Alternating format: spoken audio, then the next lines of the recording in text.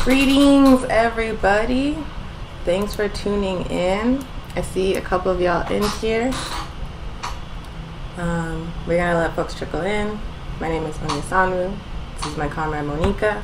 We're members of HIP New Mexico, and this is Weekly Pan-African News Live, the show we do every single week on Thursdays at 11 a.m. Mountain Time from occupied Tiwa territory. Oh, I see even more people. Hell yeah. So, as I mentioned, my name is Onyesanu. I'm an organizer with the All African People's Revolutionary Party. I am speaking to you. Oh, wait. There might be a delay, I think, because I see it working. Oh, I see Alejandro from Black Hammer. How's it going? Good morning, comrade. Just making sure that everything is working as needed. One moment.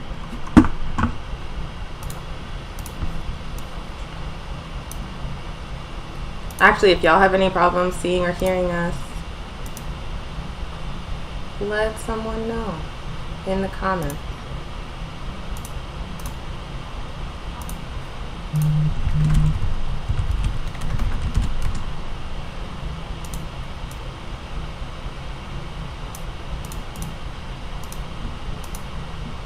Okay, cool. Jay is saying they can see us and hear us. Thank you so much for helping us out as we figure out the technology. So yeah, let's get it going. So yeah, this is Weekly Pan-African News Live. I'm Onyesanu. Monica, you want an intro? Monica Stevens, also organizer with AAPRP. And this is Weekly Pan-African News Live. We do this every single Thursday at 11 a.m. Mountain Time.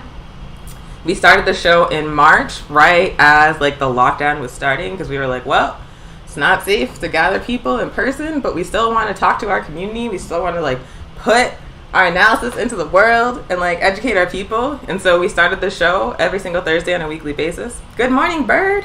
To share information and to give political education and to also feature other organizations that we really respect that are doing incredible work here in Tiwa territory. So for this show, we're going to have a very special guest that I'll get into in a minute. But first, we always want to start off by acknowledging that we are on stolen land. I am speaking to y'all from occupied Tiwa territory, also known as the city of Albuquerque. This land belongs to the Tiwa Nation. It has always belonged to the Tiwa Nation. The Tiwa Nation is still here, and they will get their land back, just like we're going to get Africa back. So, point blank period. We also want to say whose land we're standing on. Because, yeah, doesn't matter how long ago something was stolen, it always belongs to the person it was stolen from. Also, we always start off every show by calling in an ancestor. Revolutionary African organizing is part of a continuum of struggle for the liberation of our people that started over 5 centuries ago, the moment the very first European set foot on the shores of Africa.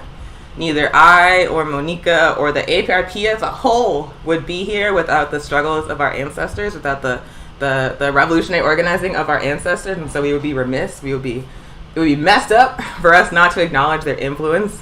And acknowledge what they like, how they prepared for us to be here, and how they like laid the path for us to continue this work. So, the ancestor we'd like to bring in today for this week's show is someone who does not get the respect he deserves, which is like not a rare thing for African people, unfortunately. But that ancestor is W.E.B. Du Bois. You probably heard his name before, either because of Black Reconstruction, which is a very, very famous book, or because of any of the other dozens of books that he wrote that you probably read at some point in school. Right now in work study, we're reading The World in Africa, which is a book he wrote under, like, people were like, why are you writing that? No one cares about Africa. And he was like, I'm writing about Africa. And it's like a history of Africa, the continent of Africa, and what was done to it, and why and by who, from the perspective of African people. That is like one of the most important works for understanding the colonization of Africa and why African people are oppressed today. He was also, in addition to being a scholar and a prolific author, a revolutionary Pan-Africanist and a communist, straight up communist. After struggling for our liberation in the United States in a variety of ways, he obviously helped found the NAACP.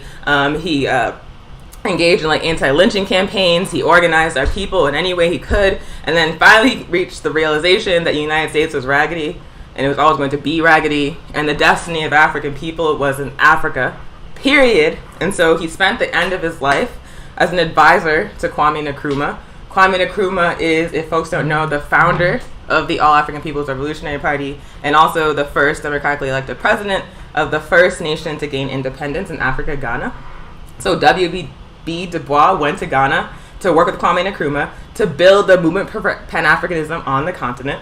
And so we salute him today. This is the anniversary of his passing in 1963. He died on this day in 1963. We salute him. We honor him. We are really grateful that he wrote down so many brilliant things for us to learn from and build upon. And yeah, we're just really excited, and we want to celebrate him today. So, as I mentioned at the top of the show, we have a really special guest this evening. We have been engaging, or not this evening, wow, this morning. So we've been engaging in interviews of revolutionary organizations here in Tiwa territory that are doing really, really great work. Previously, we interviewed Monique with Veterans for Peace, and then our comrades Julie and Sheldon from Pueblo Action Alliance. And this week, we are really excited to be interviewing Hope and Cleo from the Red Nation.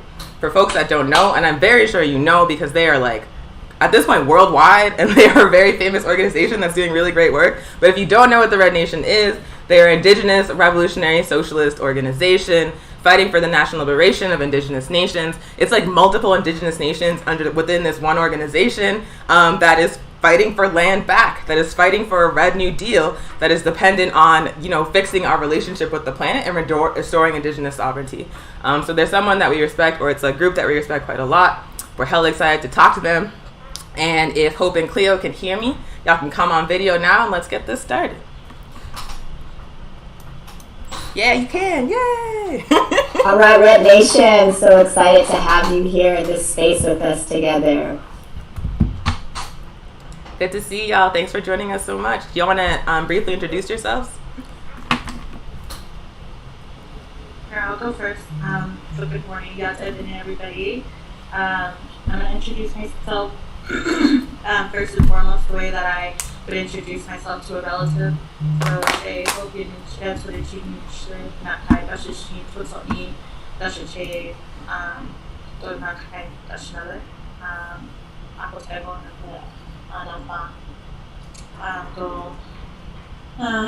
I'm originally from the Chile and Navajo Nation Tinata area.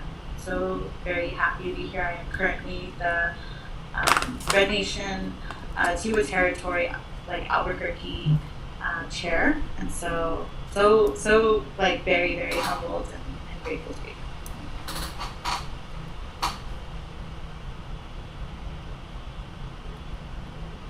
Yes, I'll introduce myself in my own language, and then I will translate that. Shaya came part and shit on the sudden shoot the Jimmy was his change. The toy doesn't matter. Kasane does a chain with eyes, sunshine, and then do or hear the east and with eyes, sunshine. So, my name is my given name, in Bennett is Complete Circle, and my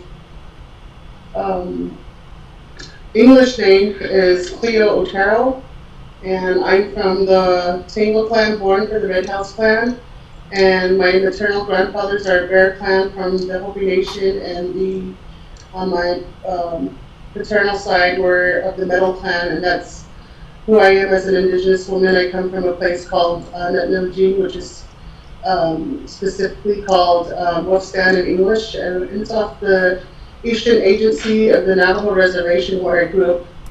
And that's who I am. Yeah, it's good to be here. Thank you. Thank you so much for being here, and just want to share with the audience, if you have any questions or thoughts that you'd like to share, please put them in the comments and we'll be able to share them with our comrades, as well as hopefully they'll be able to answer some of the questions you asked.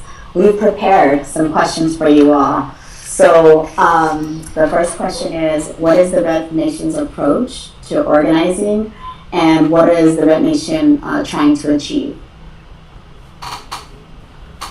I'll go ahead and get started. And so in the Red Nation, we have several different guiding principles and values.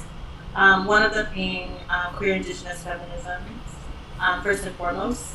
I think that's one of our more important values that we practice, not only to extend kinship, but how we engage and organize in the community, and how we understand our position within a settler, capitalist, colonial institution and structure that inflicts violence on not only indigenous people, but all colonized people.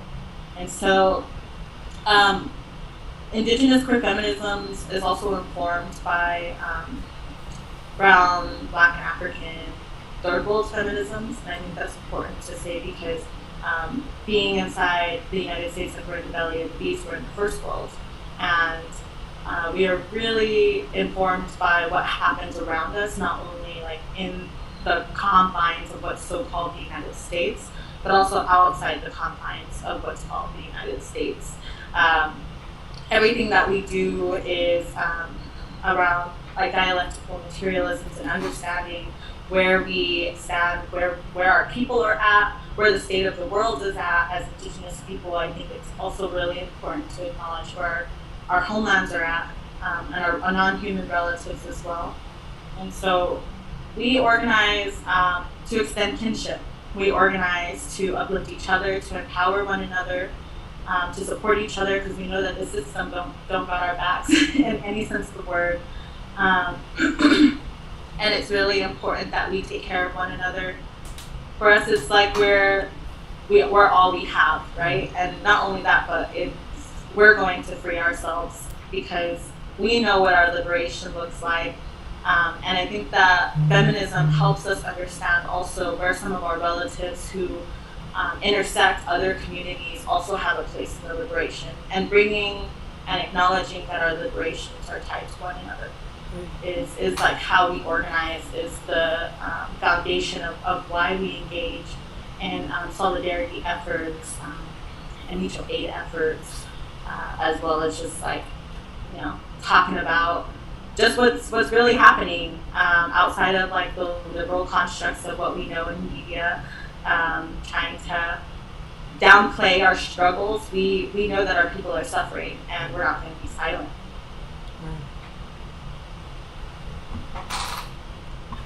Thank you so much, and talking about kinship and what that means from an indigenous lens, and from the work that you all do in Red Nation, is as well as really elevating of how the ability you all have to save yourselves, and the work around intersectionality that's so important for us to hear, and how we move together in community and solidarity.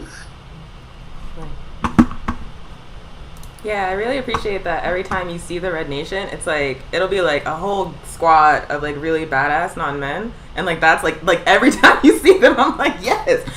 And then also that y'all produce an incredible amount of intellectual work that's coming from that indigenous feminist perspective, from that revolutionary socialist perspective, and it's so needed in this time at this particular moment. So it's really just really grateful you exist.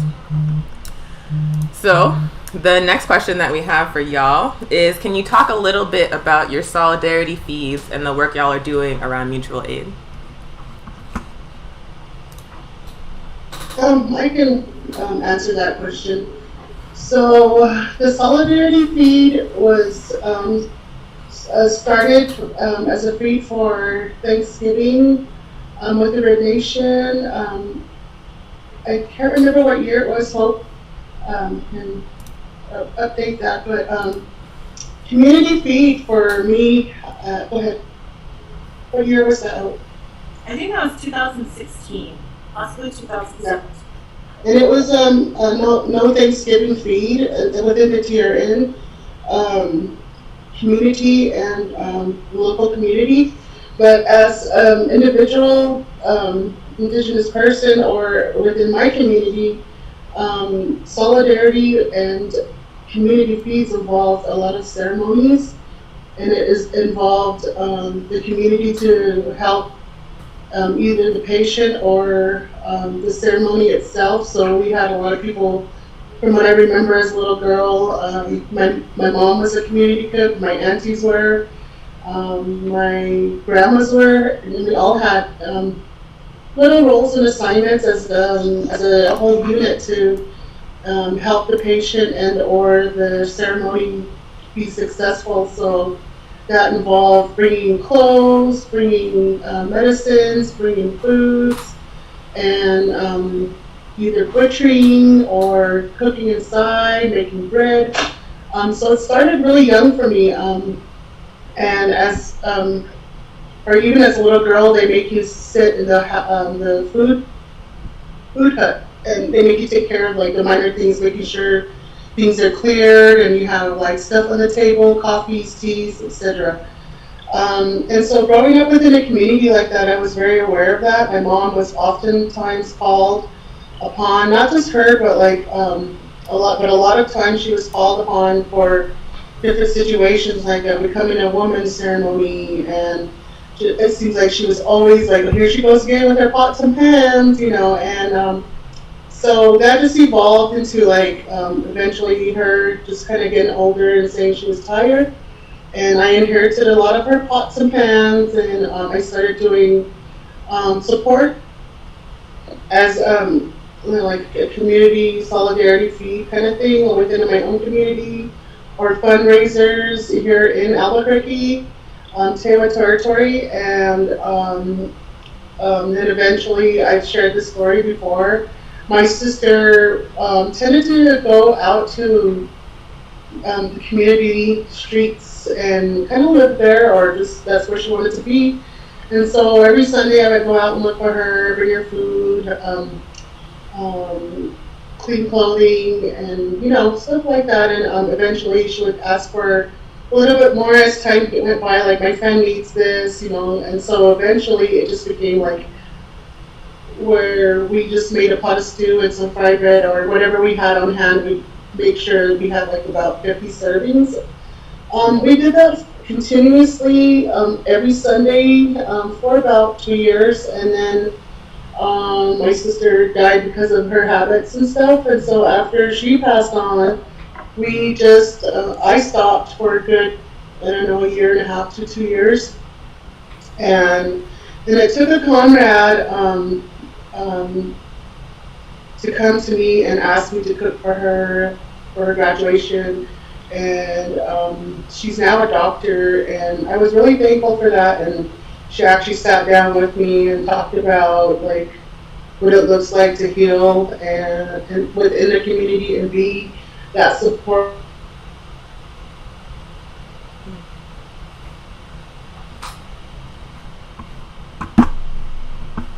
Leo, I think you cut out. Yeah, looks like she's frozen.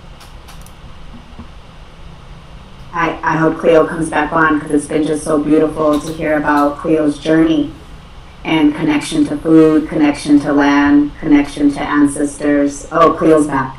Oh yeah, all those connections were set forth before by our ancestors, like I said, and then it evolved to the now, and then I started. My brother was the one that told me about the Red Nation. He follows them, he supports them.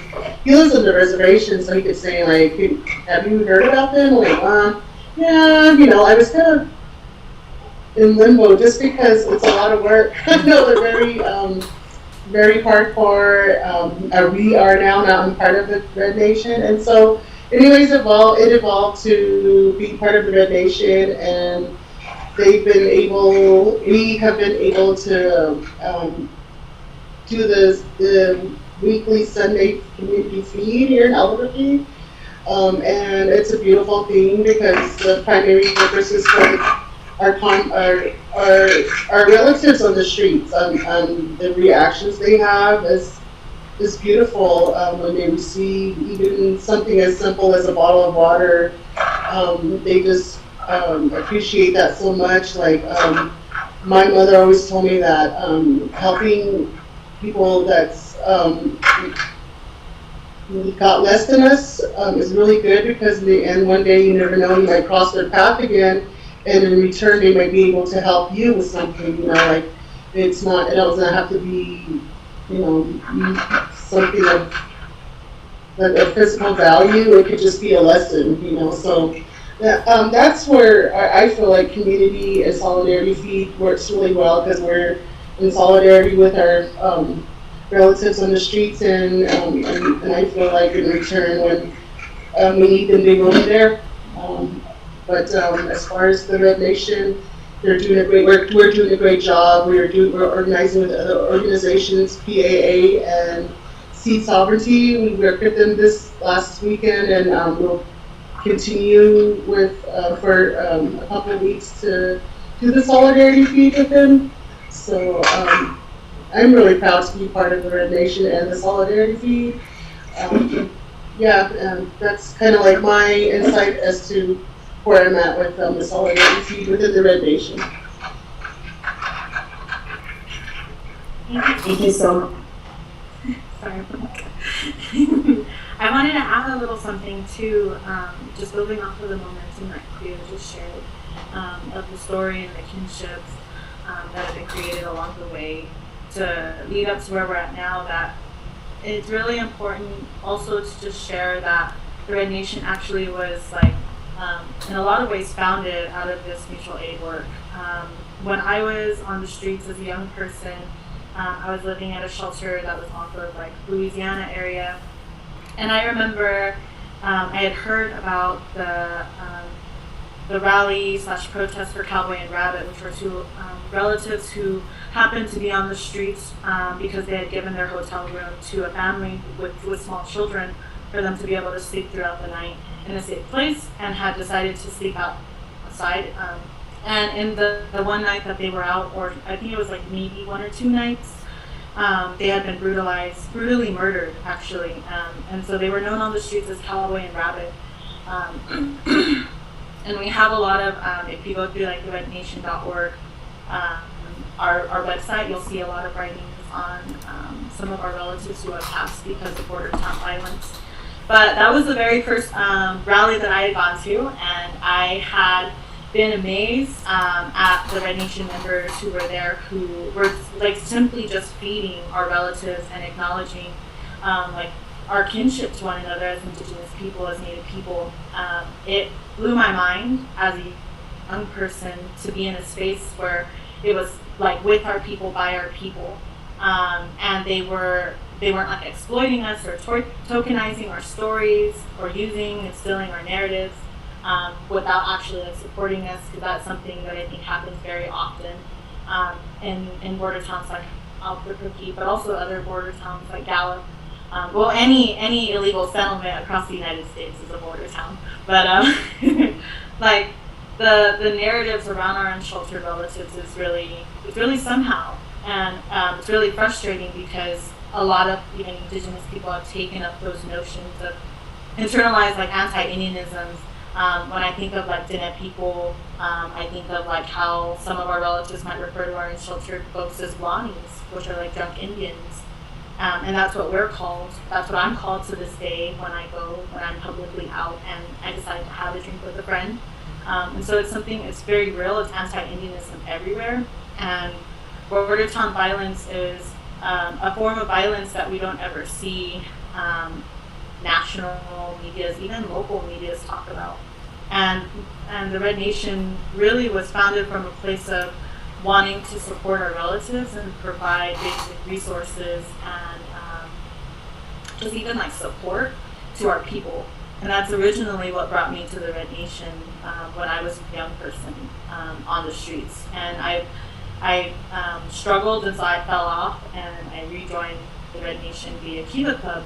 And Kiva Club was another organization, a student-chartered organization at the university that focused on providing mutual aid, but also spaces in the university for Indigenous people to gather. Historically, the Nishoni Days Powwow, where we literally have had over 5,000 Native relatives come through during gathering weekend, and we feed everybody. And everybody actually donates food, a stew or a side, or brings watermelons or just melons. And we'll feed everybody. And that's just that's the core of not only the Red Nation, but I think the core of the Indigenous peoples as we know it here. Indigenous peoples, we feed people. We show our love through what we're able to help. Like, we give you something that will sustain your body. And for us, that's one of the most beautiful things that you can give. So for us, like, feeding is very natural. It's very important to the work that we do. We personally love to just break bread with one another, especially on hard days when we're struggling. And the Red Nation continues that, whether it's through the No Dead Natives campaign that happens every winter, where we distribute not only hygiene packs and resources, but also clothing, sleeping bags, tarps, backpacks, etc., condoms to our unsheltered relatives, but also the No Thanks, No Giving that I actually realized was originally started in 2018, and I misspoke earlier. And No Thanks, No Giving was one of like the most beautiful gatherings, because it was a space where it wasn't just like where we were trying to provide mutual aid to unsheltered relatives, but also trying to bring in our community in those spaces. So it is community. It's not just like an unsheltered space or a space where we're trying to like provide solidarity to unsheltered relatives. The resources that we have are for everybody, because we're like this close. We're on the brink of becoming somebody who is unsheltered as Indigenous people. I think it's funny how like Indigenous people sometimes, and not just Indigenous folks, but like colonized folks and poor folks, don't realize like how close we are to being unsheltered or unhoused ourselves, and the amount of poverty that is rampant in our communities.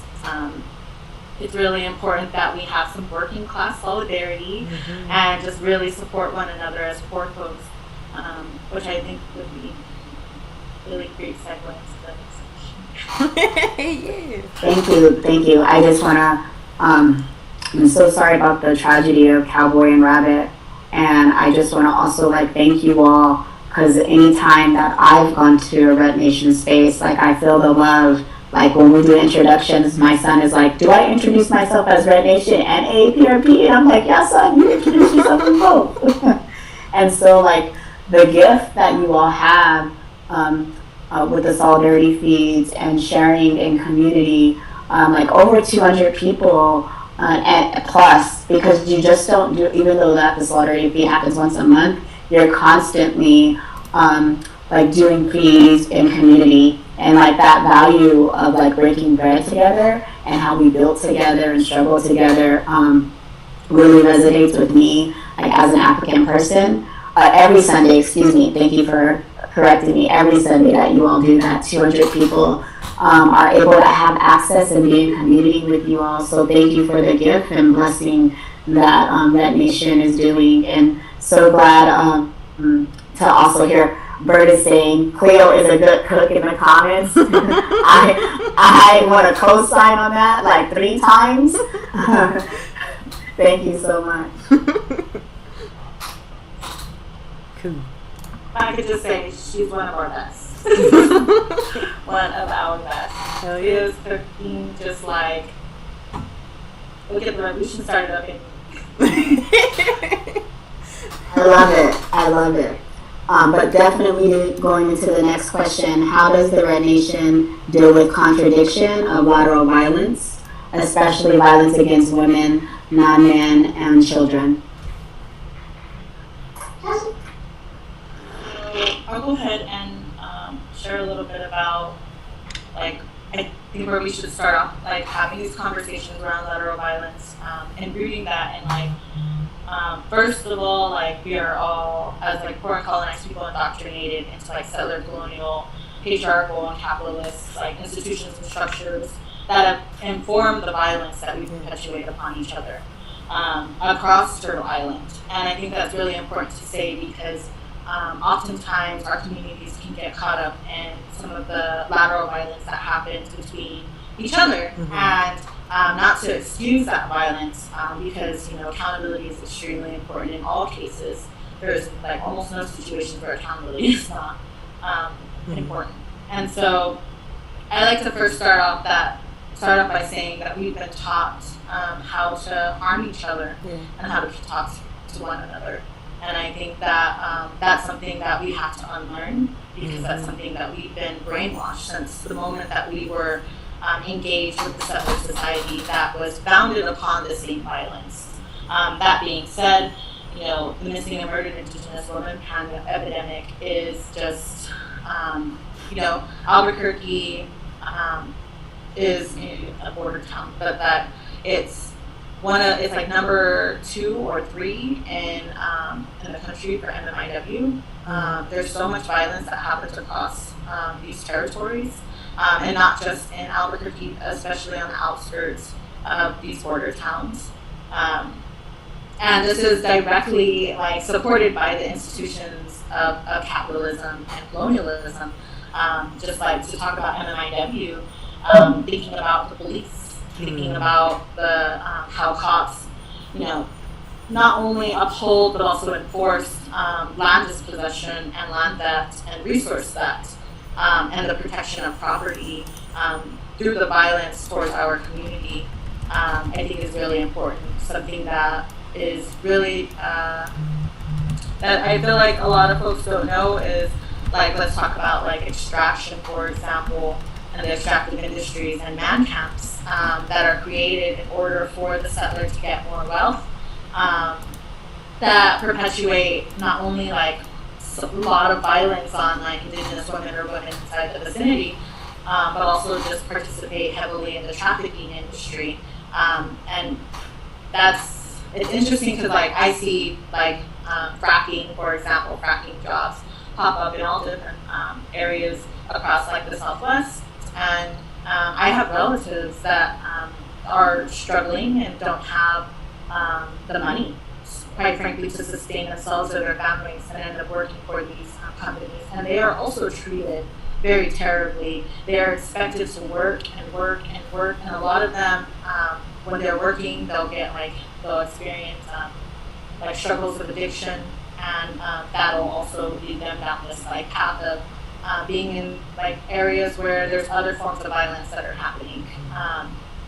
And that, I feel that's something that as my community we need to address internally inside the indigenous communities. How are people participate inside these structures of violence, of lateral violence, and how they, whether knowingly or not knowingly, take up this role of perpetuating that violence. But at the end of the day, also, the root causes are settler colonialism, capitalism, patriarchy, and those are the institutions and structures that we need to dismantle in order to even have these conversations around how our people can be better accountable, because they're dependent on how to sustain themselves. They're dependent on how to make sure that their families survive or that they can put food on the table.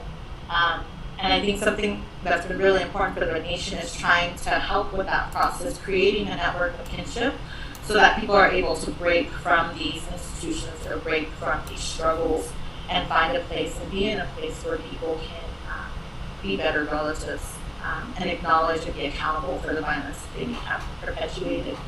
And so, going back to cops, fuck the police, first and foremost. But also, it's important to acknowledge,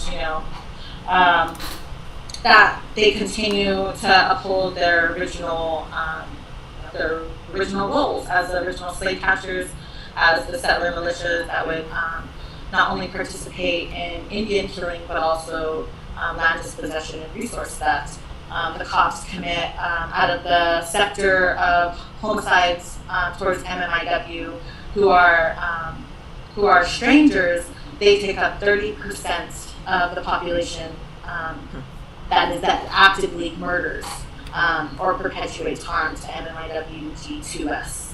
And I want to extend that, just instead of saying MMIW, like talking about also girls and our Two-Spirit and LGBTQ plus relatives, because there's just not enough statistics actually right now to even talk about, what's happening to our children and what's happening to our non-men relatives.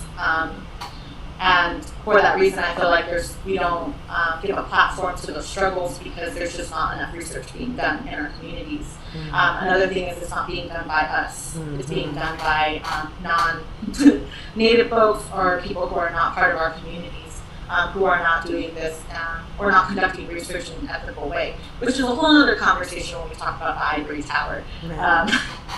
But going back to the way that our societies continue to perpetuate harm on women, children, and non-men, I mean, the patriarchy is so ingrained in our communities that there is absolutely no room a lot of the times for people to even know to to become aware of the fact that there are more than two genders, or that to even understand what sexuality is, because we're forced. It's like the moment we're able to watch TV, we are forced to like digest and see like nuclear families, patriarchal like I don't know, shows where like they're just upholding men, and then like are running the house or man of the house, and something that has been really instrumental in my growth and unlearning internalized like misogyny, as well as like patriarchy, is actually being able to organize with like more women and non-men in the Red Nation, because if you don't know, Red Nation is majority women and non-men. Yeah. And we do have our Native men who are right there with us, and we're proud of them, and they hold their men accountable, and we appreciate that. And you will see everybody in the Red Nation saying that men are trash, because we are, because the patriarchy is, and that's what we're indoctrinated with. Yep. And that's something that not only perpetuates harm against women, but perpetuates harm to kids.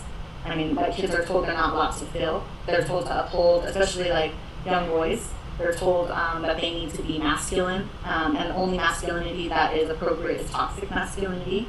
But also, they're taught how to perpetuate harm to one another, and to like a lot of the bullying that happens in our communities. Not only is that taught like in the ways that we maybe need to work on the way that we conduct ourselves with our families, but also through media, especially through like shows, cartoons, etc. I think that that's a huge part of why our children are indoctrinated into these systems. And so that's one thing that I think is extremely important, is actually having like new showings like y'all are doing, and that All African People's Revolutionary Party is so essential, so that people have an alternative to turn to listen to watch, because we know the media is not reporting what's happening to our people and in our communities. And so that being said, like talking about binaries, I think is a huge part of this conversation too. When we talk about non-men, as Indigenous folks, as Diné people, we have a gender spectrum, and our gender roles are based off of the roles that you actually take within our communities, and not like your body and what your body has, like what genitalia you have, etc. Our roles, our genders were, I've heard different research on different parts of the community. That's important to also acknowledge, is that every region of Diné people, every region of different Indigenous people have different customs, have different beliefs. Sometimes it works, like it does work, like it makes sense together, sometimes it doesn't. And so that's completely okay. And so you'll hear like some folks say like we have four other genders, which altogether is 6. And some people will say 3. There's like different narratives depending on the region. And they're all true. All of those things are true. And so I was raised understanding that there's 4 genders on top of just the 2 genders that exist in like settler society. Our genders don't even translate, I would say, even really. We don't necessarily have anything that equates to like male or female, but we do have like words that talk about femininity and masculinity as like a spectrum, and understanding this spectrum. And you'll hear like the 2 names of the like 2 genders that are more dominant even in settler societies as like the extremes of the spectrum. And so it's really interesting, because I think that just like by default, it's really difficult to grow up practicing your cultures as an Indigenous person, because from the moment you start going to a settler school, or a school, even because like a lot of the schools on the reservation are dictated by settlers. Like the curriculum is dictated by settlers. Worldwide, it's dictated by settlers. We are fed these specific, like patriarchy, specific systems of how to conduct ourselves, how to like, be civil or decent. And we need to really work in that realm and dismantle a lot of these things. We need to have these conversations. They're going to be uncomfortable. Violence happens when people don't have these conversations. Violence happens when you're not actively, educating yourself around the gender spectrum, or the spectrum of like of sexual orientation. Because in the case where you come across a relative who is in that spectrum, like you're not going to know how to conduct yourself, really, if you don't know about their struggles. And so it's really important that we learn about each other's struggles and understand the ways that we even sometimes participate or are privileged from these institutions. And then I know that we wanted to also talk about kids. The violence on kids is so heartbreaking. I think the ways that our world treats children. Yeah. Our children are taught from an early age they are never taught consent. They're never asked what they're like if they about consent. They're never taught about it. There's so much violence on kids that goes under the radar because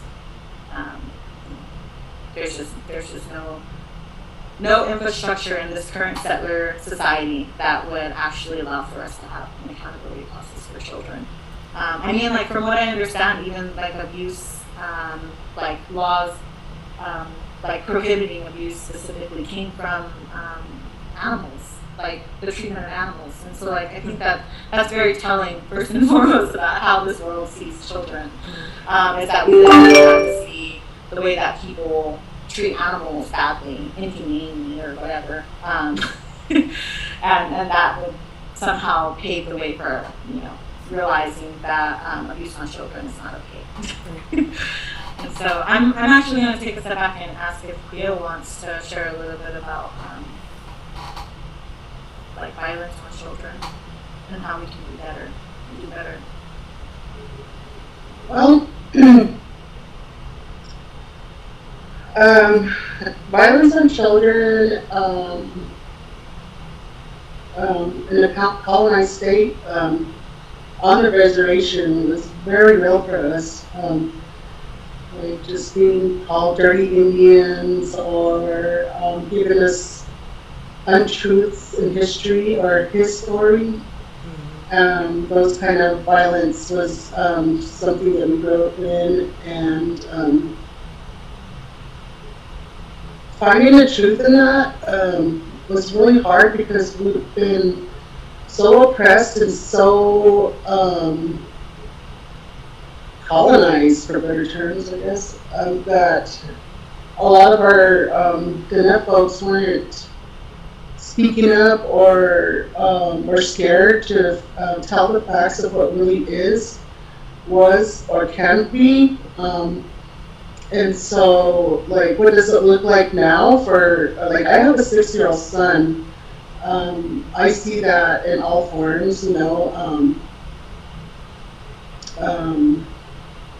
feel it on the social media, the kind of cartoons, like you said, Hope, that's out there, like even distance learning. I feel there's a lot of aspects missing from that. That's a form of abuse. Like what should be instilled is like some of the cultural ways as an Indigenous person, like what it is to like make, even beating, like, we do a lot of like stuff here with our son, like making his dad helps him like explore art, native arts, like making dream catchers, making bows and arrows, and not really bows but arrows, learning how to do that. Yesterday we went and let him select stones that like crystals actually that kind of connecting back to who we are as Indigenous folks and children really brings a whole sense of like wellness to him. I can see the difference.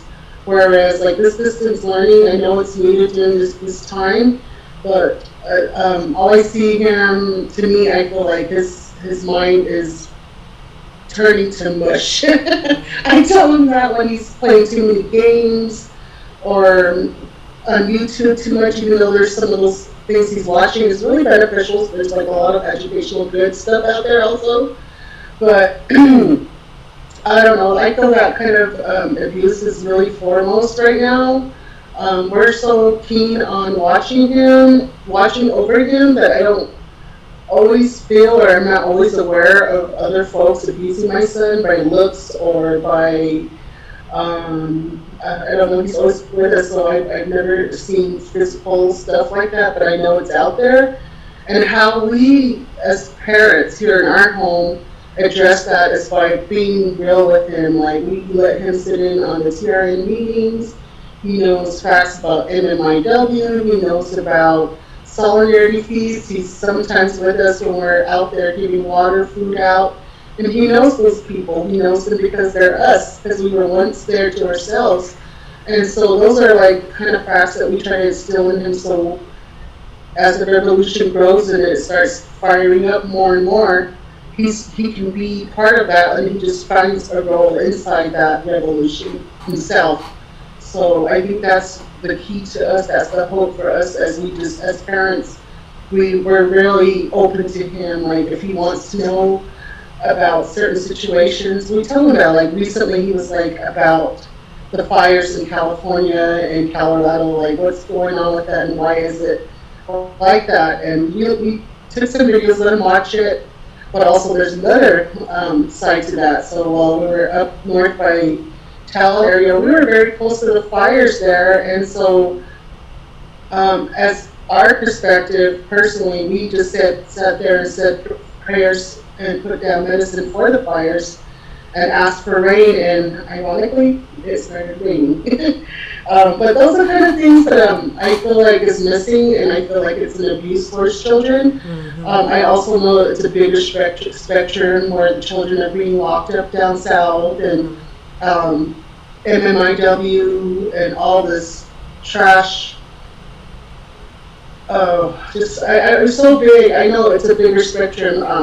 I'm not oblivious to it, but when the time comes, we'll teach them those things.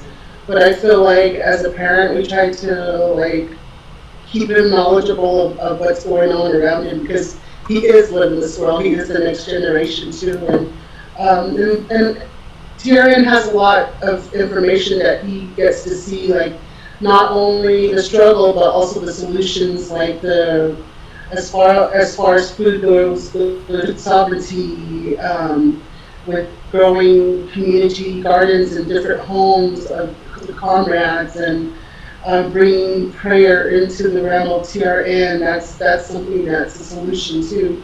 So I mean, I know there's a lot of stuff going on, but I always try to. I'm not oblivious to what's going on. I'm not sugarcoating it, but I try to be hopeful, because we are the revolution, and the kids are that too.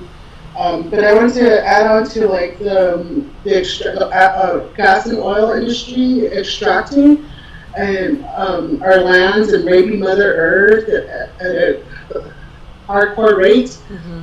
They don't even do it with the consent of our people. Like, especially now, like COVID is around.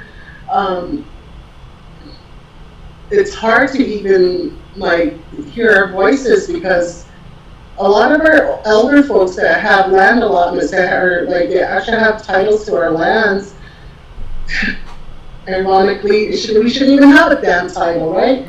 But anyways, they're not like savvy to the technology. They're not able to sit in on chats like this. We don't even have Wi-Fi services out there. So what's the solution in that? Like, for me, I know like one of my nieces running for something out there for a presidentship.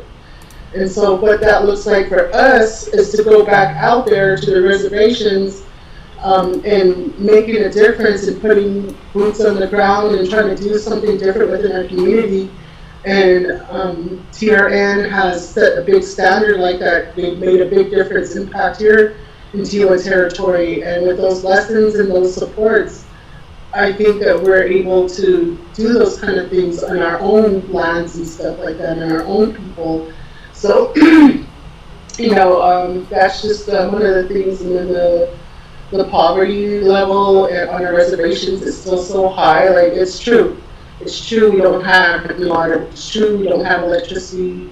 What's more, our folks, like my uncle who lives next door to us, two of my relatives didn't even have running water till 5 years ago. And the one electricity line my dad put in, it used to run electricity to 3 houses. It wasn't until like in the last decade that they actually got our own electricity line. But even to now, like I have my nephew who lives in Oregon, and he doesn't have any water. Like that. Those are kind of things that are real things, real struggles in our community. People not having enough food, relatives not being able to have access to land. Like we should be able to build homes without these land grants, but it's like they make you go through hoops. Like these are our lands, and to this day we still have to ask the government for just a parcel of what they stole. Right. Now we're working on that solution too, and that just means getting back to home, getting back to working with our people, and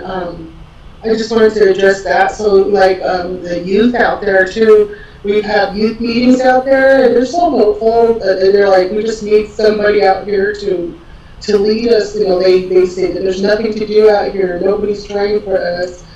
But like, so we hear those things and we have those conversations within our homelands, and I always look forward to the solution, and I always look forward to the upside, even though we're in hell sometimes. It feels like hell sometimes, but whatever hell is like, that feels like we have so much going on in this world. But the youth are rising up. Even though there's a lot, they've been through so much stuff, they're still rising up, and they're very strong. Like I can see it in my son. If the youth are anything like my son, and I think there's a lot of them because they're being very woke with the whole spectrum, they will persevere. This is what I want to say about that question. Hell yeah. Yeah, so people are in the comments just like deeply resonating with what y'all are saying. I just want to read some of them. So Bird says, I really appreciate Hope sharing about the Indigenous perspective on gender. And then 3 people were like, yeah. And then Bird also said, I've learned a lot from TRN about border town violence since last year. I appreciated the breakdown of the impact of toxic masculinity on society as a whole. And then last comment, children are such important comrades, and it's imperative that they're involved. So yeah, y'all are just like hitting people in the heart this morning. So thank you so much.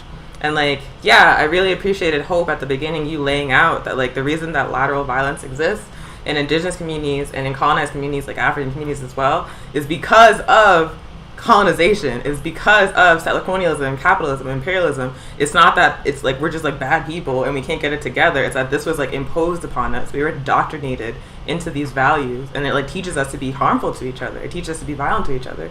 So it changes how, like, there has to be accountability, but you have to have like that context to understand why it's happening, so that you don't demonize your own people, So yeah, I appreciate y'all quite a bit. So we have another question for you. And also, folks, as you're watching this, if you have questions for Hope and Cleo, after we get through the questions we prepared, we'll ask any questions you have, as long as they are polite and not racist. Okay, so why does the Red Nation work to build international solidarity with other struggles of oppressed and colonized people? So it's like our obligation is how we see it. We are obligated to work internationally, not only as Indigenous people who are part of tribal, like, sovereign nations that are also have the power to enact, or should have the power to enact self-determination by extending not only like kinship and solidarity to like other international entities, but also that the reality is, as Indigenous people, we are here in the belly of the beast. We are here in the United States. That is the number one polluter of the world, the number one contributor to climate change, the perpetuator of violence everywhere across the world. We currently live in the belly of that beast, and it is our obligation to not only elevate the struggles of our international relatives all over the world that are experiencing the brunt of violence because of this so-called nation, but also for us as colonized, as poor, as Indigenous people. We don't want the U.S. here either. So we're in solidarity with everyone else in the world. We straight up hate the United States. The United States needs to burn. It needs to go away. You know, we need it to be dismantled. It needs to die. That is how we reach our liberation. That is the liberation that we're fighting for. That is the liberation our ancestors have been fighting for since 1492. Is that we need not only our land back, we need our resources back, we need this continent back, and we need the colonizers out. Right. And that's something that we say often is like, no one is illegal on Solomon except for colonizers. They can get out. We need them to leave. Like, that is the only way for all of us to be free. And nobody should take offense to that, because I hope that you be a comrade and not a colonizer. You know, it's really important that we extend solidarity to our relatives all over the world, because the United States has 800 military bases outside of the United States, all over the world, invading, perpetrating violence, enabling or enacting genocide, or working with other colonizers to enact genocide. And I think that's really important. Like, when we talk about the Red Nation's values and principles, like, we are informed by the struggles around the world, and that is what our praxis is from. And so it's really important for us to be in global solidarity, because without the without internationalism, and without like understanding the way that this nation perpetuates harm, it's very difficult to, like, you know, to have such strong feelings around like anti-colonialism. But it's really, really important for people to recognize, like, don't align yourself with the United States. Right. Don't. Like, you don't got to, just because you live here. I'm letting you know, if you're in Diné territories, if you're in Pueblo territories, you don't gotta align yourself with the United States. You can align yourself with us. Right. You can, like, participate with us and seek liberation, not only for your peoples, but our peoples, because our liberation is tied to one another. And we have been immensely informed by the Palestinian struggle for liberation. We have been immensely informed by what's happening in Venezuela, by what's happening in Bolivia, by what's happening even in Cuba. And we look to, like, a lot of the other countries that are socialists and communists, and the ways that they are like tending to their people and supporting their people and uplifting their people. And we have so much to learn from the rest of the world. You know, it's really important for all of us to take a step back and recognize our privilege. And that's something that's very first world as well. Like, but that's something that we should do, is recognize our privilege, because the reality is folks all over the world don't even get access to water. And yes, we're poor. Yes, we're very, very poor in some areas. In some areas of the reservation, people say, you know, it's like third world conditions. And it is. And so we should be aligning ourselves with the rest of the world that's inside the same conditions as we are in. But, like, just going back to internationalism, I wanted to share a little bit about Palestine. I had the opportunity to go to Palestine this past November with another TRN comrade. And it was one of the most difficult, heartbreaking, but also liberating experiences of my life.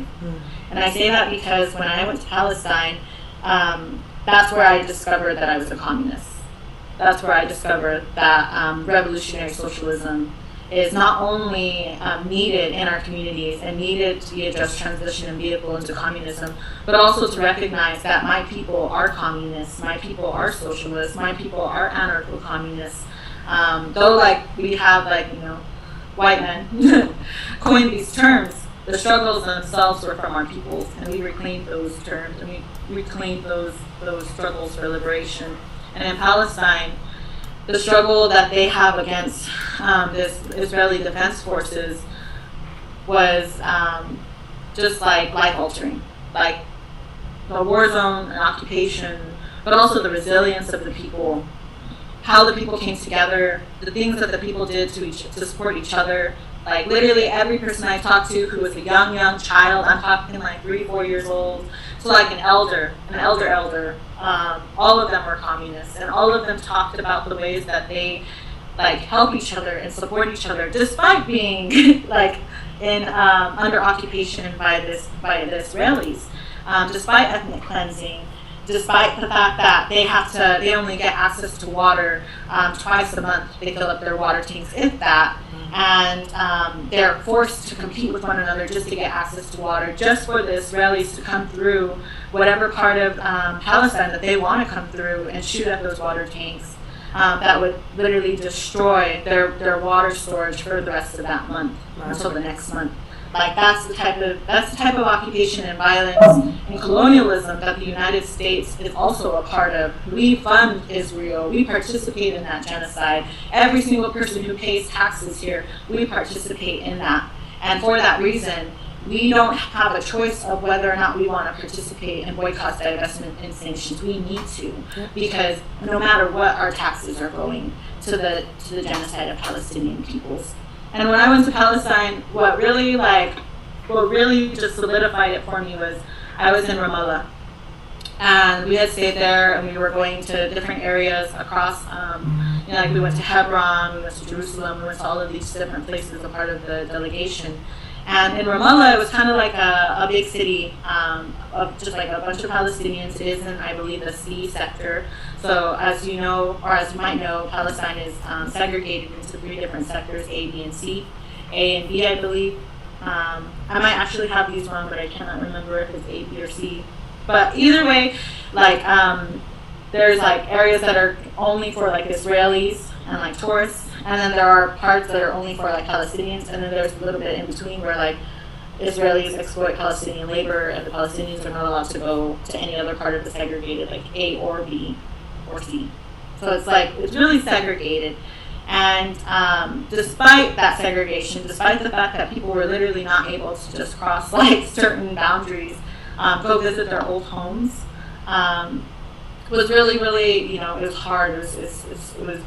It was painful, but the way that the people like treated each other and lived was like, I don't know, it like lit a fire. It lit a fire in me, and it gives me goosebumps as I'm talking about it right now, because like literally I went into a building that was where our hotel was in Ramallah, and on the 3rd floor, they had multiple stories. So like our hotel room was on the 4th floor. We accidentally went to the 3rd floor and realized there was a bunch of businesses. None of the businesses had locks on their doors. None of the businesses, had like all of their merchandise closed up in like cabinets and stuff. They just had it out because they didn't steal from each other, because they didn't need to, because they actually had housing. They actually had food and access to like water, even if it's with one another. And they shared resources. And for that reason, a lot of the ways that, like, for example, lateral violence happens here under a capitalist state is not what happened in the small parts where like Palestinian folks were actually, the majority. They were straight up just helping each other. There was no need for those things. And that was when I realized that this is all possible. That it's possible for, and it's not only possible for us to be that way, but also if you go to deep parts of like Deneta, for example, where like you can't get to a border town 2 hours in any direction. And so you might not be able to get gas, maybe you might not be able to get food, maybe your car broke down. People will straight up stop there and support you. It's hard now because there's so much violence, but for the most part, like, I remember like when I was a child and growing up, and I myself had stopped for other people to just offer support, and like we would trade stuff. We would literally just like, I got this, you got this.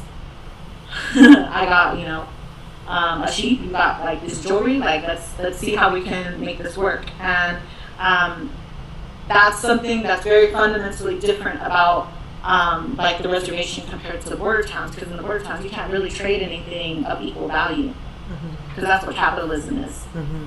You're not getting of equal value. The people who are producing those things do not get paid most of the time, But like in deeper areas where our people are really struggling, people can, and people do, because that's what we do as people. That's how we're okay.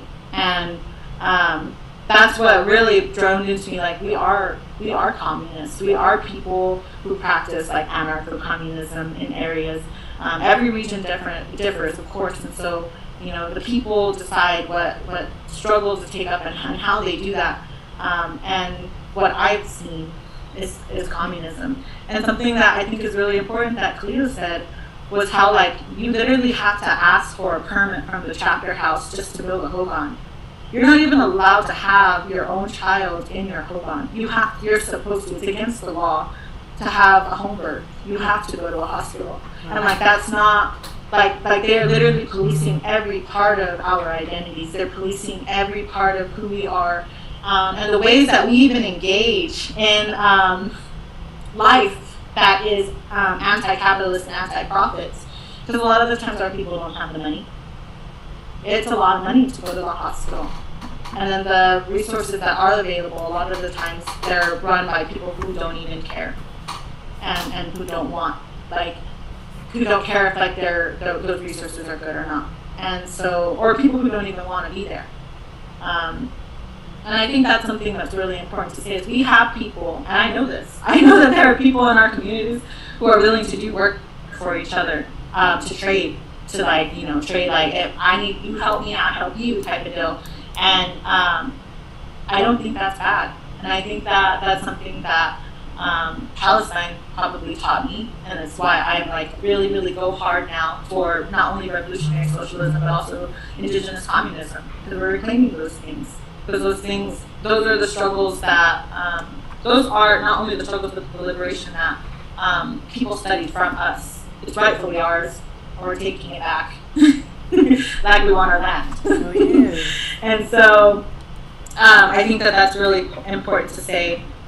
Also, Cleo had shared with me earlier about had asked me to talk a little bit about the Dene and Hopi land dispute. I wanted to share, I like to say that I'm like a migrant, kind of like the Palestinian struggle. Like, I'm like a migrant or a refugee on my own homelands, as somebody who has been forcefully relocated from my homelands that my grandma was at on the Navajo Hopi, at the Hopi fence, and during the Navajo Hopi relocation in the 80s. And my family was both Diné and Hopi, and I still, to this day, I was raised hearing terrible things about both of the communities, especially like hearing derogatory terms because of that dispute. And for folks who don't know, the Diné and Hopi land dispute was because of Peabody coal, where they wanted to extract the coal from underneath those communities for, of course, capital, for these big CEOs, like Peabody CEOs, to benefit from. And we're not allowed to go back to our homelands because it's contaminated. So like my family, I lived on the streets, my mom lived on the streets, my grandma lived on the streets, and my great grandma lived on the streets because we have no lands to go back to. And let's like also be clear that border towns are still native land. We're not, just because we're out here in the city does not mean that we need to go back to the res. This is all our land. And some of us don't have land to go back to because the United States has contaminated it. And what does that mean for those of us who are indigenous in our homelands who don't have lands to go back to? What does it mean for us to have land back? And that's something that I've been thinking really hard about, is like also what does it mean for all of our relatives for any other reason that they have been relocated, most likely like extraction. Where do they go? You know, we still deserve to live and have access to resources like anybody else. And so this is just furthermore a conversation around how our identities, how our struggles, I wouldn't say identities, how our struggles intersect, and how our liberation is tied to one another. Because the reality is, a lot of people in the border town of what's so-called known as Albuquerque, in this illegal settlement, that y'all might not have places to go home to either. And so what does it mean for us to coexist and actually not only like dismantle and destroy the current world that exists that makes us fight against each other, but create a world that actually like supports us and is by us, with us, for us, right? But also is equitable. I hate that. I don't like equitable. I only say that because the rest of the world is equality. We might as well use equality. Neoliberalism has seen with all these fancy words that mean the same thing.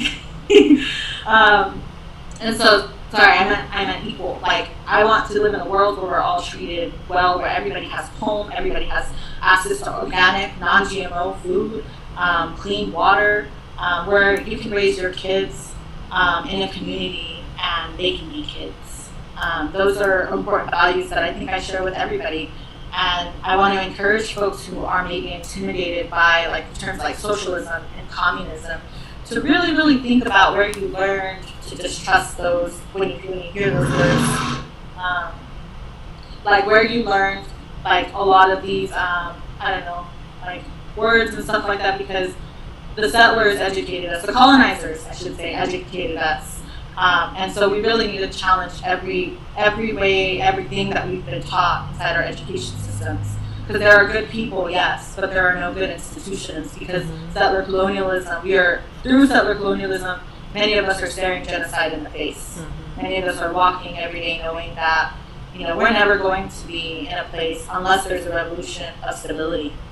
And that's kind of like that's what I would say my life is like as a migrant, as somebody who just doesn't have homes to go back to, but also my community is in conflict, my community is perpetuating lateral violence. Like, my only alternative is to create a new world or an older world, I should say, where people are respected and loved and cared for. Because y'all are stuck with me, basically. But, thank you so much. No, thank you so much, Hope, for just really sharing about how we co-build and co-create in community together, how that's important, but also like how Indigenous people are leading that work because we are on stolen land. And so how we all look to you, and also about the international solidarity and how it's an obligation, like having that frame for humanity globally is beautiful. And I just want to share with you one comment that was said before we asked the last prepared questions we have, and there's a question in the comments, but it said Jay had put, yes, sing it, I stand with Palestine. As a Jew, I have been ousted by my congregation and rabbi for speaking out against the occupation. Yes, I think you're right, was shared. So thank you for that international solidarity work as well. Can I say the something? last question that we have? I'm sorry, did you want to say something? Yes. First, a comrade in the comments pointed out that not only does Israel, terrorize Indigenous people in occupied Palestine in the way that Hope described, but also through the Deadly Exchange program, they teach police here how to terrorize African, Indigenous, Chicano, and colonized people. So like Israel gets them over there and they get us over here, and like that's one really direct way in which we have to understand our struggles are connected. And the last thing I want to say is that like what you said about how people need to not identify with the United States is precisely why we call ourselves African, because we're saying our destiny is tied to Africa. Our destiny is not tied to this empire. This empire needs to fall. We're going to fight to make it fall, and our future, our destiny, our culture, who we are comes from there, not from here. So I just wanted to point that out. Thank you for pointing that out. I was having a discussion with somebody who is African and didn't understand that analysis. So, and it's so clear, like who wants to be tied to this country's identity that's built on destruction and genocide and enslavement and exploitation. Like I don't want to be associated with anything that's linked to America. Our last question is that we have prepared is, how do you show up for African liberation? Okay, so we show up for African liberation by first acknowledging that our solidarity goes way back, right? So like some of the very first African and Indigenous slave revolts happened in the early 1500s. And so our solidarity has always been there. Our solidarity will continue to be there. And I think that we definitely have some hard conversations that we need to have in our communities around anti-Indianism and anti-Blackness. And that's something that we'll have to continue to have. It's something that I also think that, as Indigenous people, we have a lot to work on with not only like addressing anti-Blackness, but addressing anti-immigrant sentiments, anti-Mexican sentiments, etc. anti-Asian sentiments, a lot of things that have been taught to us to perpetuate violence on other colonized and poor people, we have to unlearn. And we show up, we try to show up on the ground if we can, boots on the ground, showing up if we're able to in spaces. We show up against our people sometimes, challenging them and challenging them to be better relatives, challenging them to treat each other better, challenging some of the anti-blackness that we see skewed. We have a lot of relatives in the Red Nation who intersect both of our communities, who are both Indigenous and African, and they really struggle in both of our communities with how to advocate for themselves, but also like take up like the long history of like justice. And I think that that's something that we're currently trying to have more conversations around. But also that's something that we experience a lot is how much people talk about like the issues between our communities and how people don't talk about the solidarity that's there. We support our liberation is tied to African liberation first and foremost. Like the only way for us to have liberation is for all African people to have liberation, and not just inside the United States, but all over the world. And that's the Indigenous global struggle as well. And I think that it's really important that while we're talking around like the liberation of our peoples, that we show up for one another, that we elevate those struggles, that we tackle instances where our communities might be trying to do like trauma Olympics, because that happens a lot. And I think, we need to get rid of that mentality completely, because we're stronger together. We're stronger unified in solidarity. And we make up a huge part of the community. And that's not even including some of our relatives that we're just not mentioning, who can also be a part of that, who make up the majority. I think that there is a lot that the Red Nation does to try and elevate these conversations and challenge our peoples.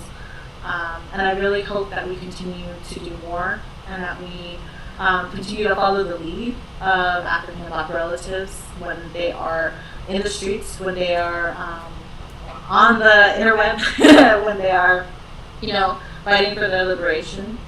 Let's see what else I have written that I wanted to say. You had mentioned something earlier about being on the ground and like showing up. Like, can you elaborate? What does that look like? Yeah, so that looks like people showing up at events where we're allowed to show up. So like, for example, showing up and bringing like support, bringing a person, bringing more people, providing basically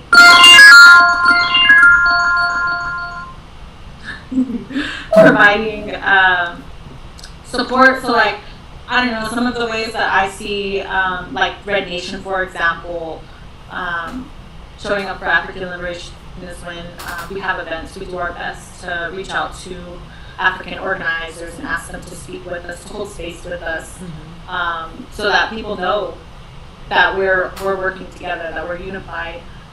We also try our best to like send resources and opportunities y'all's way. We try our best to create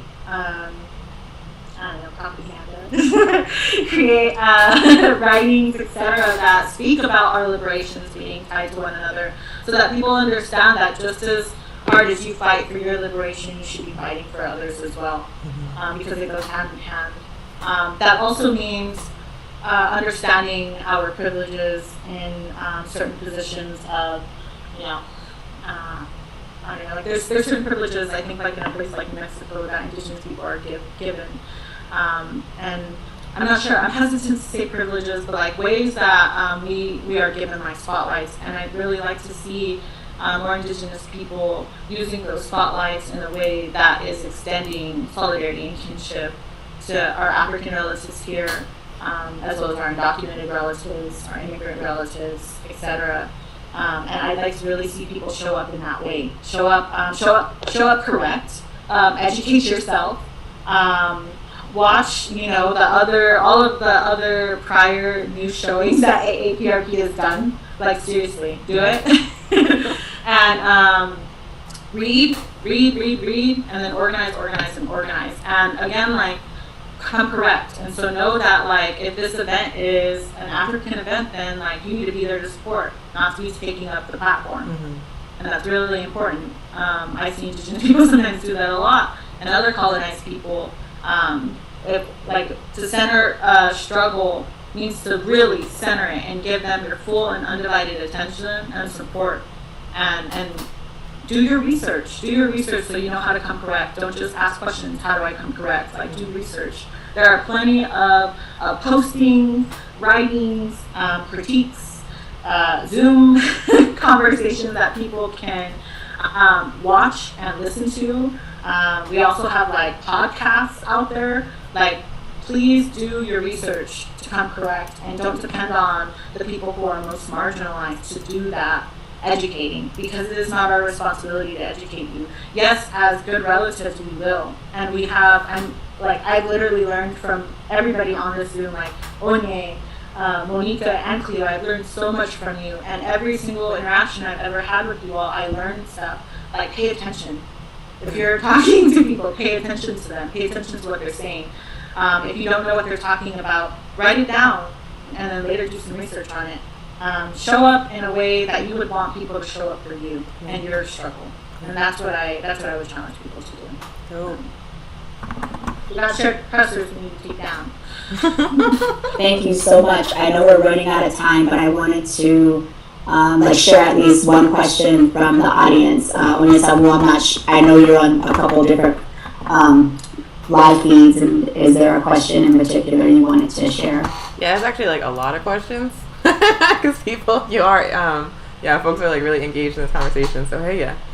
So one question on my Facebook that is really good is, do you have any observations, lessons about solidarity between African and Indigenous folks here, or things you wish that would happen to increase solidarity? Yes.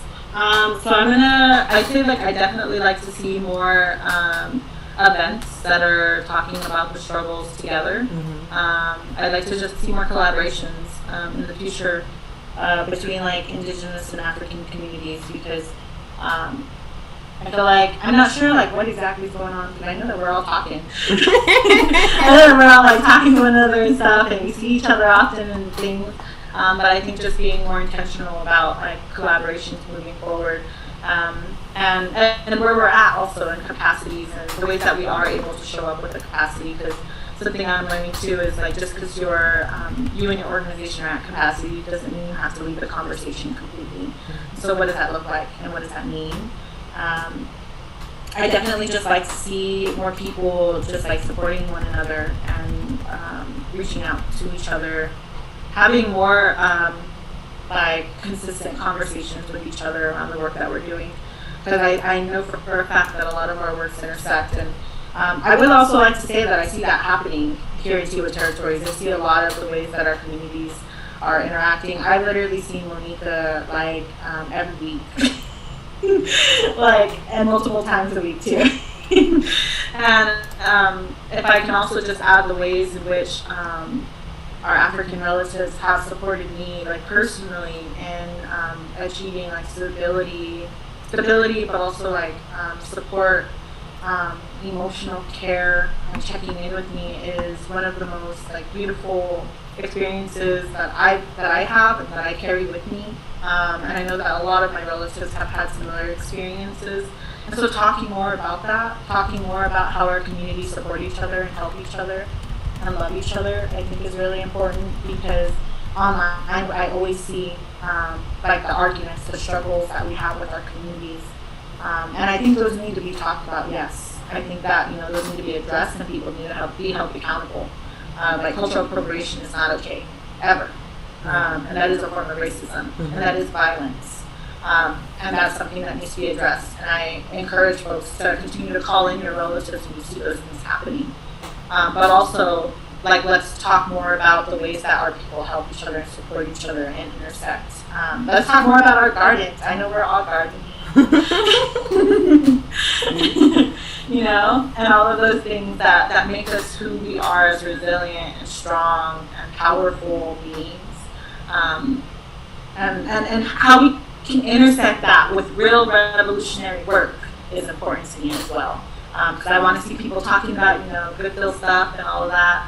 And that's great. But I also want to see it coupled with action. I want to see the ways that we can build struggle, that we can build towards revolution so that we don't have to suffer, and our people don't have to suffer, and those that come after us don't have to suffer. Oh, yeah.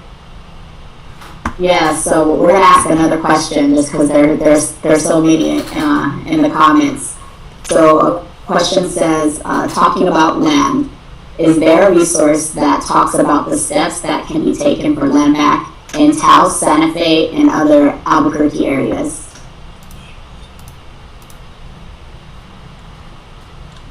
So I would encourage folks, I think a really good just transition into land back would be the Red Deal. I encourage folks to check out the Red Deal if you haven't. I think that the first part of land back means that we need to actually get all of our people to divest from these institutions and structures so that we can reinvest in what actually works. I know the Red Nation has put out several articles surrounding land back, surrounding how we basically like the steps towards liberation.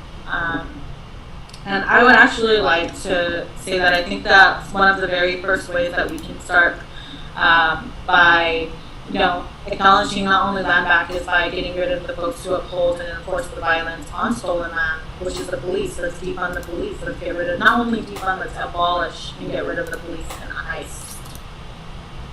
I think that's really important. Those are really, there's literally so many places that have laid out the groundwork for the abolition of the police, and so we really just need to look at not only what's happening across the U.S. where folks are engaged in struggle, but also let's look at like some of our communities, like we can look at Cuba, we can look at a lot of indigenous communities across the world, and how they actually, what's it called, like, I guess organize like their communities and societies and hold each other accountable is really important, because we don't need any of these institutions. These institutions actually need us, and they require our labor to function. And so the best thing that we can do is stop, to stop engaging, stop participating in them. I'm trying to think of any other specific steps towards land back. I know, like, especially in New Mexico, we can tackle the education system. That's a big one. I'm just going to put it out there, we want to create a commune. Anybody wants to repatriate some land, you let us know. If you have any resources, etc., let us know. We're wanting to literally create the communities that are for our people, by our people, with our people. And we're wanting to do that ASAP. And so if anybody out there got connected, let us know. That's a good way. Also, again, like tackling the education system, the history, revisionist history that we're fed to keep us colonized and indoctrinated to the settler fantasies. The extractive industry. New Mexico depends heavily on the extractive industry. We need to divest from extraction. We need to reinvest in ways that we can maybe still, be sustainable and be self-sufficient in our communities. None of us are free until all of us are free, but also we're only as resilient and powerful as the relative in our circles who's most struggling. And so until we are all good, until we are all stable, until we are all supported, none of us are. And I think that's we need to shift also this position of individual effort and work into something more collective. Join an organization. Join an organization. That's the best thing that you can do for the Rev right now. Join an org. Join the Red Nation. Anybody can join the Red Nation. Please join the Red Nation. Join AAPRP. Your African relative, please join, support. Everybody should just, let's just all support each other and join each other's orgs and educate ourselves and be the best that we can be. Because that's the first steps that we can encourage ourselves and our relatives to do. And these other things will just, if we can get the whole community to do it, it's like the majority. When the masses move, the politicians follow. They will follow. So just join us. Well, I don't know what it looks like within, like, outside of the territories that we're in the checkerboard area, but from what I know and what I've been told, although it's still like what we want is like to be free to get our land back at like 100%, but at the same time, like what we do now to get these lands and to defend it. What I've been told is to put our names on our lots and have like we have like land grant leases and stuff like that. And although it's run by the government and it sucks that it's like that, but if we could put our acres and our names on it, we still have that fight and that struggle, so we can stand up against the oil and fracking industry. It's at the same time, it's like I said before, it's jumping through the hoops. The paperwork is non-ending, but once you get that land site lease, you can build your home on those, and you can. There's a way to fight for our lands back. You've taken that step towards that. It's like there's so many lands that are, like my dad says, we need to put our names on those, like in order for us to continue for the next generation. I'm a little. It's hard to like really express what I'm trying to say, but that's the way that I've been taught, or what we're doing, what we're in the process of. My family and I want to go home to help our relatives that are struggling. We want to build our home on. So what that looks like for us currently is having to get that land site lease done, having to go through those hoops. Even though we don't want to do that, and that's not right. But we have to do it in the meantime to get to some kind of self-sufficiency outside of the city for us. For us that for my family that wants to go home. And I really like, my heart is, I love working in Tiwa territory, but my heart is always with my people. Like the struggle is real. Like it's always constant. It's consistent every time I go home. Like, what do we address right now? Like, drug use is so high, the elders are scared. My mom and dad got followed back, coming back late one time, and I don't know, they were being harassed and followed all the way home, and that's because of the drug use out on the reservation. So those kind of things, like, how do we address those? How do we fix those? And for me, it's like, okay, let's get this land site lease done. Let's go build our home. Those are the things that we're trying to do so we can have this communism within our own territories, indigenous communism. It starts with as a whole organization too, but also the boots on the ground is very important. It's very important that we're there.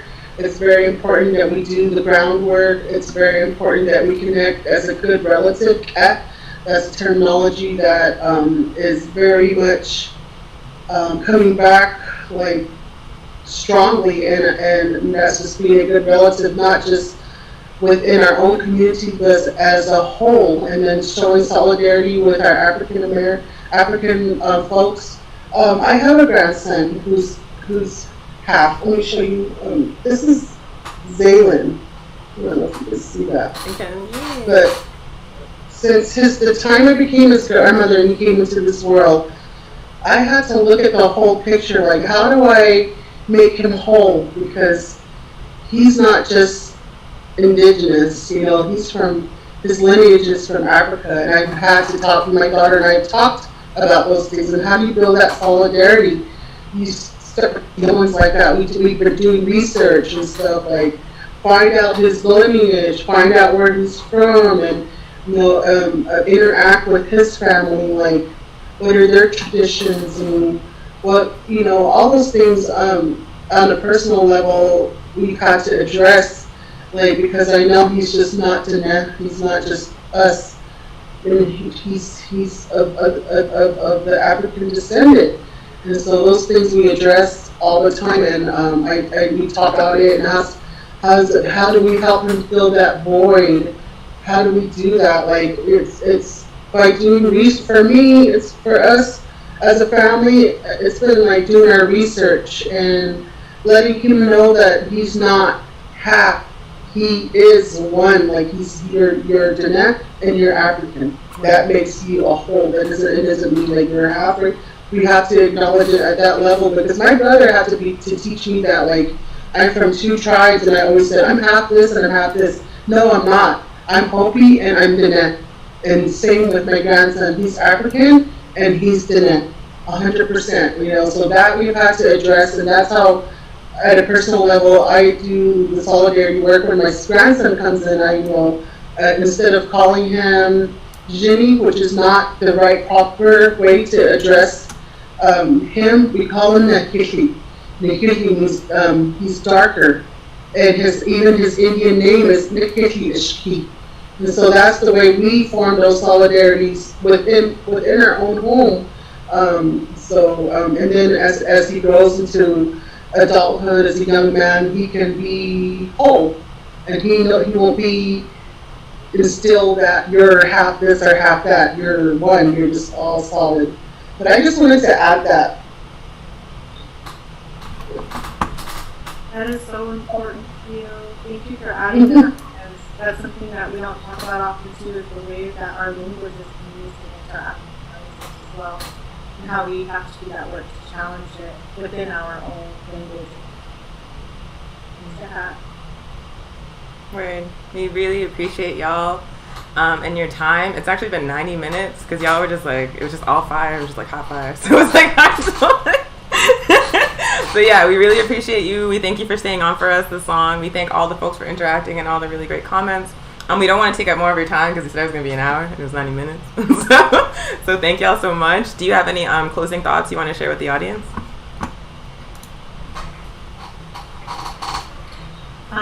Just that I just want to say, like, it's hard times right now, so, like, look out for each other, build with one another, be accountable to each other, and just struggle on, support the work, and keep showing up, and even if you're not able to show up, because, we're against ableism, show up online, or, like, reach out, and, like, let us know how we can even support you, and how we can build struggles together, and create a world that we actually want to be in and be proud of. And let's start the rev. Like, let's start building towards now.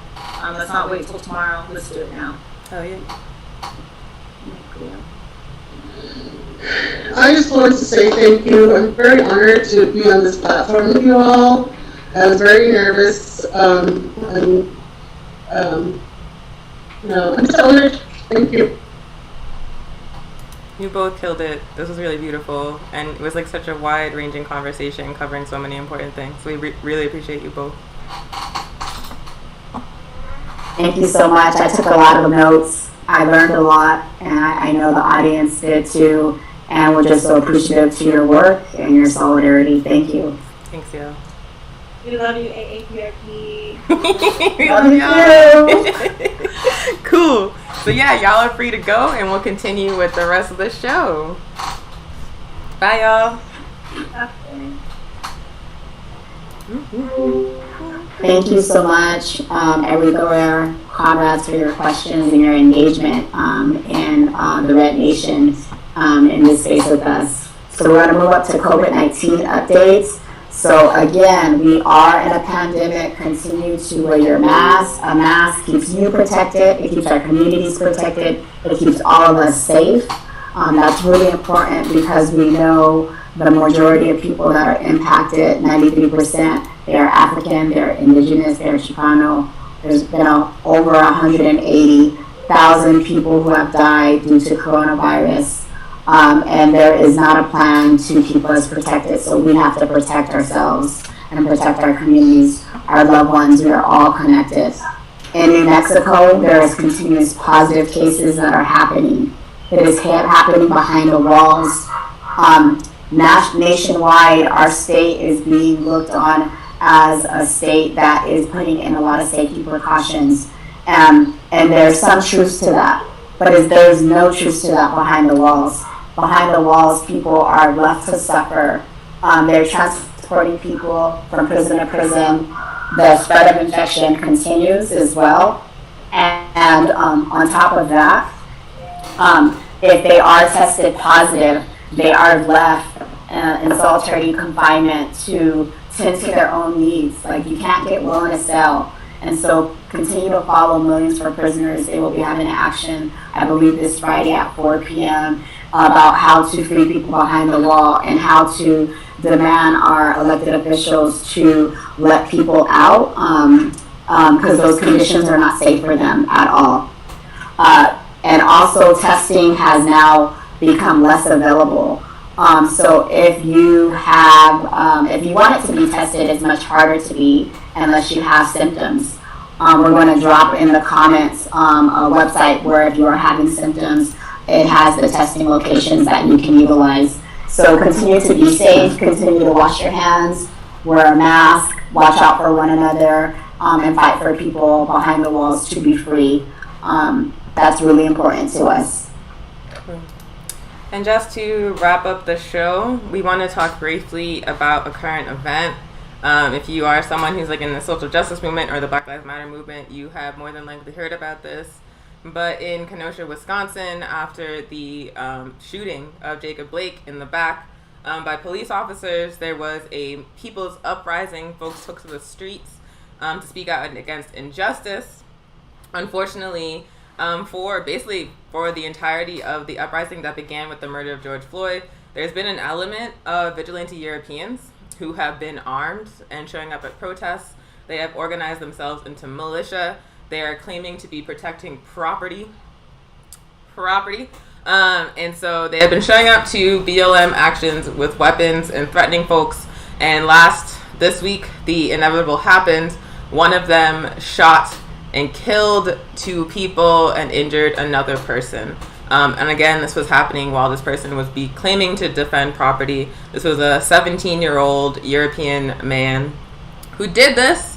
And we just wanted to briefly talk about this because here in occupied Tewa territory, we have our own settler militia, which has been showing up at actions against police terrorism, actions for indigenous sovereignty, actions for indigenous liberation with weapons, threatening people, terrorizing people. One of them has shot someone here as well. That person very, very luckily survived, but we want to make it clear that this is a problem that is increasingly nationwide. Like, we obviously have, the element of the police that is an occupying force in African and colonized communities that enacts violence on us on a day-to-day basis. But the history of the United States has always included this vigilante settler element. It has always included an element of settlers that take up weapons and take it upon themselves to terrorize African and indigenous and Chicano and colonized people. So we are in an increasingly dangerous time. A lot of people chalk it up entirely to Donald Trump. But like I just pointed out, this is what this place has always been. There has always been, vigilante settler colonial elements, settler elements that took it upon themselves to enforce the system of white supremacy, to enforce the system of racial capitalism, to keep us in the place they believe that we belong in. So long before Trump was ever in office or even thought about running for office, when that man was still on TV, when that man was still a baby, there was this vigilante European settler element that would terrorize our communities. That's what the Klan was. That's what these, the 3%ers are. That's what all of these militias throughout history have always been. And so attributing it to Trump as the problem is a mistake. It is a mistake. And what is also a mistake is organizing actions without having a plan in place to address them if they come. Because at this point, we know that it's not just New Mexico, it's not just Wisconsin, it's not just Oregon. They are showing up all over the country, and we cannot assume that just if Trump gets out, that they're just gonna go away. They were here before him, and they're gonna be here after them, and we know that they have it out for us, which means we have to plan. We have to prepare. We cannot be having disorganized actions in which they are able to get up right in the middle of the crowd with weapons and terrorize people. All it really takes is a plan ahead of time. If you know they're going to be there, then make sure you have folks designated to deal with them and make sure everybody else is kept away from them. Make sure the focus remains on the reason that we are out in the streets, the reason why we are mobilized, and make sure that these people are dealt with by people who know how to deal with them. It is extremely important because people are dying. We are at this point, we have had over 100 cases of these militias showing up at actions of, vigilante Europeans driving their vehicles into the middle of marches and injuring people. Like, this is happening in place after place after place, which means, I muted myself, which means that we can't be surprised anymore. Which means that we can't be like, wow, I can't believe that happened anymore. Which means that when inevitably, the police work with them, because oftentimes they share membership. Like, the police are in the militias, and the police are it has always been the case. Like that Hope pointed out earlier, the police came from settler militias and slave patrols.